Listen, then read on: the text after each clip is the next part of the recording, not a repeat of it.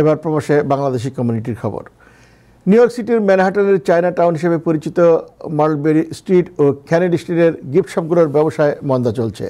Tourist নির্ভর এই এলাকায় ব্যবসায়ীরা এর জন্য যুক্তরাষ্ট্রের আসন্ন নির্বাচন, রাশিয়া ইউক্রেন আর গাজার যুদ্ধের প্রভাবকে দায়ী করেছেন। তবে তাদের প্রত্যাশা সহসাই কেটে যাবেই মন্দা ভাব। বিস্তারিত জানাচ্ছেন এইচ.কে. সোহাগ।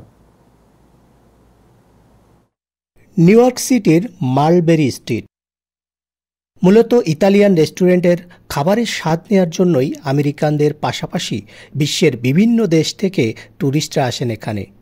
ফলে সামার মৌসুমেই বেড়ে যায় ট্যুরিস্ট আসর সংখ্যা।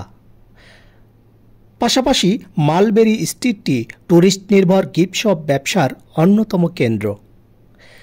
সিলেটের সন্তান তুহিন তালুকদার মার্লবেরি স্ট্রিটের ব্যবসায়ী। তিনি তার গিফট শপের নাম TNR। এবছর সামার মৌসুম শুরু থেকেই ট্যুরিস্ট সংখ্যা কমে যাওয়ায় গিফট শপ ব্যবসায় মন্দা দেখা দিয়েছে। গত বছরের চেয়ে এবছর আমাদের বিজনেস অনেক ডাউন। শুধু আমাদের না, এখানে এরিয়াতে যতগুলো রেস্টুরেন্ট আছে, এই বিশেষ করে এই এরিয়াটা রেস্টুরেন্ট নির্ভর বিজনেস। ইটালিয়ান রেস্টুরেন্ট, এটা হচ্ছে লিটল ইটালি। আমেরিকার বিভিন্ন প্রান্ত থেকে অথবা পৃথিবীর বিভিন্ন দেশ থেকে এখানে ট্যুরিস্টরা আসে, বিশেষ করে লিটল ইটালি দেখার জন্য। খাবারটা বা ইটালিয়ান ফুড ভেরি ফেমাস, তো এর জন্য আসে। বাট এবছর অনেক ডাউন। তারাও অনেকই বিজনেস থিঙ্ক করতেছে তারা কীভাবে কন্টিনিউ হবে। আমার পাশে দেখলে, আমার পাশে যে ইটালিয়ান রেস্টুরেন্ট, সে প্রায় সময় বলে যে maybe I am not continue, because নতুন এমপ্লয়ি তো হায়ার করার প্রশ্নই আসে না। যারা আগের আছে তাদেরকে রাখাটা কঠিন হয়ে যাচ্ছে। আমাদের তো প্রায় আমরা দেশি বা যারা আমরা অনেকে আসে ভিজিট বিষয় বা যারা আসে, আমরা হেল্প করি প্রায় সময়, তাদেরকে এখানে না ওইখানে কাজে দেওয়ার সুযোগ করে দিই। কিন্তু এবছর আমরা নতুন করে নিতে পারতেছি না, নতুন করে লোক খেয়েও নিতে পারতেছি না। আমরা যারা যারা যে যেখানে আছে এইভাবেই আছে, প্রয়োজনে আরও আবার কমাই দেওয়া হইতেছে, এইরকম আর কি। তো এই হচ্ছে আর কি এই বছরের অবস্থা আর কি বিজনেসের। মার্লবেরি স্ট্রিটের গিফট শপের ব্যবসা করছেন সমীর রঞ্জন ঘোষ। গত 15 বছরেও ব্যবসায় এমন মন্দা দেখেননি তিনি। এজন্য দায়ী করে বলেছেন সামনে যুক্তরাষ্ট্রের নির্বাচন, রাশিয়া ইউক্রেন আর গাজার যুদ্ধের প্রভাব। তার প্রত্যাশা সহসাই কেটে যাবে এই মন্দা।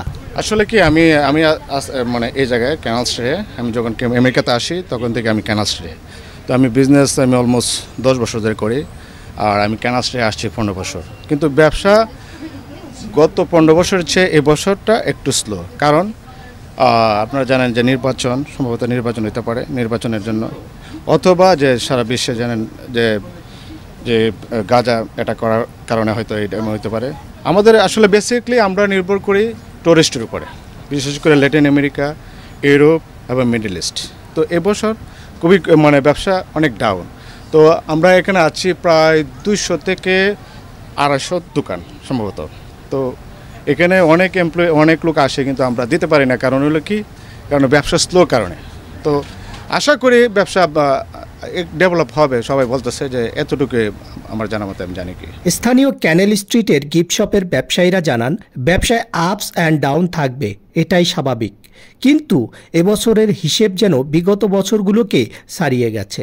এভরি ডে 5 হইতে 6 পিপল আসে কাজের জন্য। Everyone come to looking for job, but আমরা দিতে পারতেছি না। কিন্তু এই টাইমে আমার দোকানে এই সময় লাগতো 4 জন হইতে 5 জন লোক, সেই জায়গায় আমরা মাত্র 2 জন কাজ করতেছি। তাহলে বুঝতে পারতেছেন তো বিজনেসের কন্ডিশন কী অবস্থা আমাদের, মানে খুবই খারাপ। এই কারণে আমরা কাউকে জব দিতে পারতেছি না। বরঞ্চ যেই সব সবগুলো অনেক বড় বড়, যাদের দোকানে অনেক বেশি এমপ্লয় ছিল, তাদেরকে অনেক এমপ্লয় এখান থেকে এখন ফায়ার করতেছে, কারণ সবাই কাটিয়ে উঠতে পারতেছে না, কারণ বিজনেস সিচুয়েশন এত খারাপ। এই কারণে তো আমাদের দোকানে 4 জন লাগতো লোক, সেই জায়গায় আমরা এখন 2 জন কাজ করতেছি। তো ওভারঅল কন্ডিশন খুবই খারাপ। চায়না টাউন খ্যাত মার্লবেরি স্ট্রিট আর ক্যানেল স্ট্রিটের ব্যবসায়ীদের প্রত্যাশা মন্দাভাব খুব সহজেই কেটে যাবে। আগের চেহারায় ফিরবে গিফট শপের বেচা কেনা। এইচ.কে. সোহাগ, টাইম টেলিভিশন, নিউ ইয়র্ক।